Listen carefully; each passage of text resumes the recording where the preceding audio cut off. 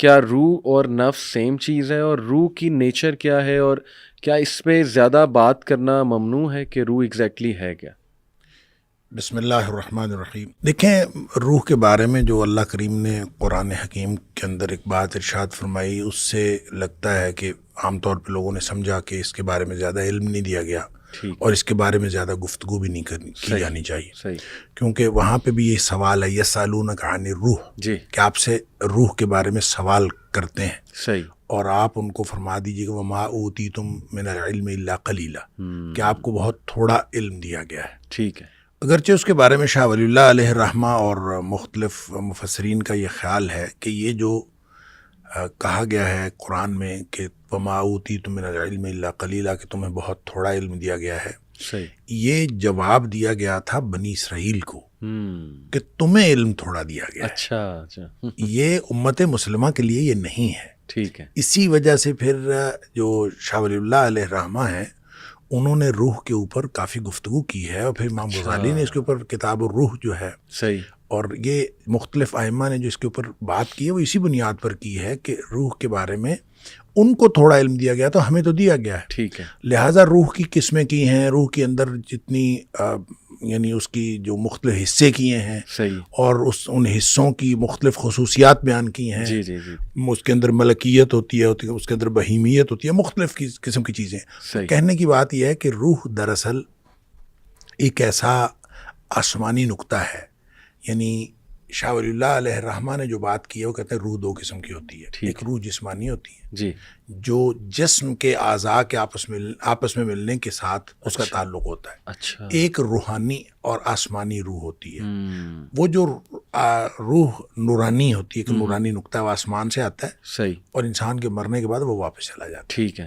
لہٰذا وہ تو روح کو دو حصوں میں تقسیم کر کے وہ تو بے فکر ہو جاتے ہیں، وہ کہتے ہیں کہ بس ایک روح آسمان سے آتی ہے، ایک روح جو ہے وہ جسم کے اندر موجود ہوتی ہے۔ تو روح جسمانی اور چیز ہے اور وہ اور چیز ہے۔ لیکن جب ہم اس کو اپنے سمجھنے کے لیے جو آپ نے کہا کہ سوالات مختلف ہوتے ہیں، اس میں روح بھی ہے، نفس کا ایک لفظ استعمال ہوتا ہے، اسی طرح ایک لفظ استعمال ہوتا ہے قلب کا، اسی طرح ایک لفظ استعمال ہوتا ہے فؤاد کا۔ یہ مختلف الفاظ ہیں۔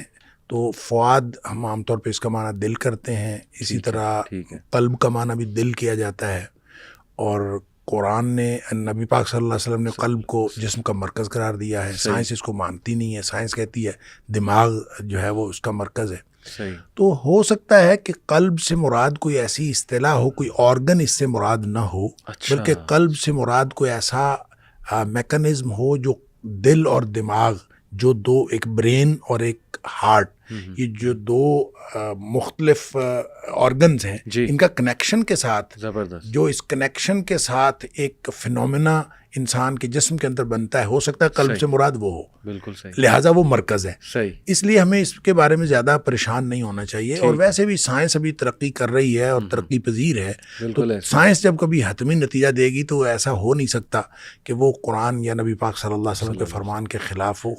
اور یہ بات جو قرآن نے کہی تھی کہ سنریہم آیاتنا فی الآفاق وفی انفسہم، ہم ان قریب دکھاتے رہیں گے ان کو، یہ پے در پے ان کو نشانیاں ملتی رہیں گی، حتیٰ یتبین لہم انہ الحق، یہاں تک کہ ان کے اوپر یہ ثابت ہو جائے گا کہ قرآن ہی حق ہے۔ لہٰذا روح کے بارے میں ہمیں یہ کہنا کہ اس کے بارے میں گفتگو نہیں کرنی چاہیے، یہ میرا خیال ہے درست نہیں ہے۔ لیکن یہ بات ضرور کرنی چاہیے کہ روح ایک ایسی چیز ہے جس کی حقیقت کو لوگ سمجھ نہیں سکتے۔ مطلب جب آپ کے جسم میں جان نکل جاتی ہے، نفس عام طور پہ جان کو کہا جاتا ہے، تو جان نکل جاتی ہے، کیا نفس اور روح ایک چیز ہے؟ اس کے بارے میں بھی بحث ہے۔ لہٰذا آپ بحث جتنی مرضی کرتے جائیں، بات یہ ہے کہ ظاہری نظر آنے والے جسم کے علاوہ یہ کوئی ایک ایسی اینٹیٹی ہے انسان کے جسم کے اندر جو اللہ کریم نے اس کے اندر ڈالی ہے، اور جو قرآن نے کہا کہ وَنَفْسٍ وَمَا سَوَّاهَا فَأَلْهَمَهَا فُجُورَهَا وَتَقْوَاهَا، کہ ہم نے اس کو جب بنایا تو اس کے اندر دو قسم کے جو الہامات کر دیے، تقوی کا بھی، نیکی کا بھی، اور فجور کا بھی، برائی کا بھی، اس کے اندر یعنی دونوں الہامات موجود ہیں۔ اب وہ کس میں ہیں؟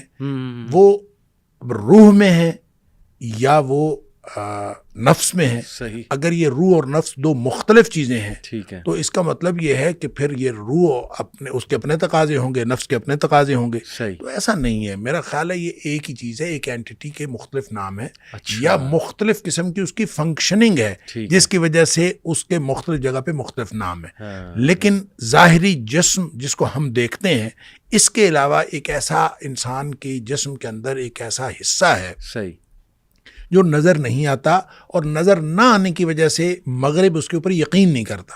لہٰذا وہ جو اسپرٹ جس کو ہم کہتے ہیں کہ ایک اسپرٹ یا ایک سول ہے, ٹھیک ہے, اس کو وہ انکار کرتے ہیں. صحیح. اس کے انکار کا نقصان یہ ہوا ہے صحیح کہ جسم کے تقاضے تو ملحوظ رکھے گئے ہیں, روح کے تقاضے ملحوظ نہیں رکھے گئے. صحیح. اور اس کا نقصان یہ بھی ہوا ہے کہ پورا کا پورا جو ہمیں علمی ذخیرہ ملتا ہے مغرب سے, وہ سارے کا سارا جسم کے تقاضوں کو پورا کرنے کے لیے ہے. صحیح. اور روح کا تقاضا جو ہے اس کے اندر مفقود ہے. لہٰذا آپ یوں کہہ سکتے ہیں کہ آدھی انسانیت وہ پردہ اخفاء میں رہتی ہے اگر آپ روح کے بارے میں بات نہ کریں. اور اسی طرح سے آدھی انسانیت کے تقاضے پورے نہیں ہوتے. جس طرح جسم کو غذا کی ضرورت ہے, اسی طرح روح کو غذا کی ضرورت ہے. صحیح. تو روح کی غذا جو ہے وہی بتائے گا جس نے روح کے بارے میں پتہ بتایا, بے شک, اور روح کے بارے میں بتایا جس نے. صرف اس وجہ سے تو ہم کسی چیز کا انکار نہیں کر سکتے کہ ہمیں نظر نہیں آتی. بالکل, بہت ساری چیزیں ہیں جو نظر نہیں آتی, وہ ہیں. لہٰذا روح ہمیں نظر تو نہیں آتی لیکن وہ ہے, اور اس کا ایک تقاضا ہے. اور اگر روح کے تقاضے اسی بنیاد پر سارے کے سارے وہ یوں کہہ لیجئے کہ نظر انداز کر دیے گئے ہیں, اور صرف جسمانی تقاضے. اور وہ جو اقبال نے کہا تھا کہ شاخ نازک پہ جو آشیانہ بنے گا ناپائیدار ہوگا, تو وہ جو شاخ نازک ہے وہ ہے ہی صرف یہ کہ جسمانی مقاصد سامنے ہیں اور روحانی مقاصد موجود نہیں ہیں. لہٰذا اس بحث سے اصل میں جو نتیجہ نکلتا ہے وہ یہ کہ جب ہم ہر نظر نہ آنے والی چیز کا انکار کرتے ہیں تو آدھی انسانیت کے تقاضے وہ پس پشت چلے جاتے ہیں اور پس پردہ چلے جاتے ہیں, اور آدھی انسانیت کو آپ جسمانی طور پر جتنا مرضی کرتے رہیں. لہٰذا میرا خیال یہ ہے کہ جو روح موجود ہے اس کا اقرار بھی کرنا چاہیے اور اس کے تقاضوں کا خیال بھی کرنا چاہیے. اور لوگوں کا یہ جو سوال ہے, یہ سوال درست نہیں ہے کہ اگر ہر نظر نہ آنے والی چیز کا انکار کر دیں گے تو پھر بہت ساری چیزیں ہیں جس سے ہم محروم رہ جائیں گے. بالکل صحیح شیخ. دیکھیں یہ جو نفس کی 3 ٹائپس ہیں, نفس لوامہ, نفس امارہ, نفس مطمئنہ. میں ایک اسکالر کو سن رہا تھا, وہ اس طرح کہہ رہے تھے کہ روح اگر ہارڈ ویئر ہے تو یہ 3 چیزیں اس کا سافٹ ویئر ہے. تو اس طرح بھی انڈرسٹینڈ کرنا, یعنی آپ نے کہا نا کہ ہو سکتا ہے یہ ایک ہی چیزیں ہوں, اور جیسے نفس لوامہ جو ہے وہ فَأَلْهَمَهَا فُجُورَهَا وَلَا تَقْوَاهَا سوری. تو یہ دیکھیں نا, وہ ضمیر کا بھی یہی کام ہے کہ نیکی اور بدی کی پہچان. اصل میں پتہ کیا ہے, یہ جو نفس لوامہ یا نفس مطمئنہ یا نفس امارہ, یہ جو 3 قسمیں, یہ تو قرآن کی 3 اصطلاحات ہیں, اس سے یہ نکال لی گئیں. اور جہاں بھی قرآن نے یہ تینوں اصطلاحات استعمال کی ہیں وہ دراصل فنکشننگ ہی کی بات ہے, جو میں پہلے بات کر رہا تھا کہ وہ نفس کی فنکشننگ ہے.